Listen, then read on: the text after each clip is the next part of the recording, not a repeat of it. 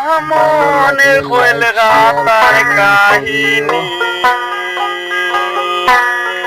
মোহমে তারে দর্শন করলা খালি কিতা জানে মমিতার দুষ কি ছিল মমিতার দুষ কি ছিল কি কারণে এই কামটা করিলা